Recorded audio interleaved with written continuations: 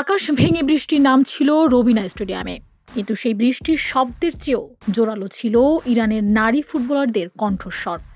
Gallery থেকে ভেসে আসা দোয়া আর বুক ভরা উদ্বেগ নিয়ে তারা গাইলেন নিজেদের জাতীয় সঙ্গীত মেহেরি খাবারান। শুধু গানই নয়, মাথায় হাত তুলে দিলেন সামরিক সেলুটও।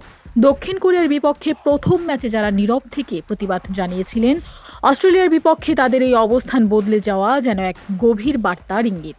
মাঠের ফুটবল ছাপিয়ে এখন আলোচনায় মধ্যপ্রাচ্যের ভূ রাজনীতি আর একদল ফুটবলারের পরিবারের নিরাপত্তা।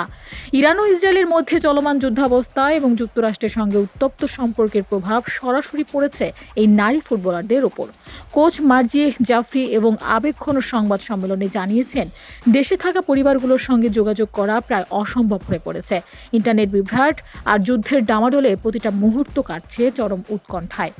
প্রথম ম্যাচে জাতীয় সঙ্গীতের সময় তাদের নিরাপত্তা ছিল নীরব এক হাহাকার, কিন্তু দ্বিতীয় ম্যাচে গ্যালারিতে যখন একদল প্রবাসী ইরানি 1979 সালের আগের পতাকা উড়িয়ে বিক্ষোভ দেখাচ্ছিলেন, তখন মাঠে দাঁড়িয়ে এই মেয়েরা বেছে নিলেন আনুগত্য আর সাহসের মিশেল।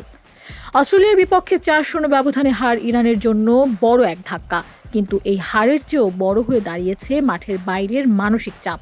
প্রতিকূল আবহাওয়ার মধ্যে প্রবল বৃষ্টির ঝাপটা উপেক্ষা করে তারা যখন সেলুট দিচ্ছিলেন, তখন ফুটে উঠেছিল এক অন্যরকম দেশপ্রেম।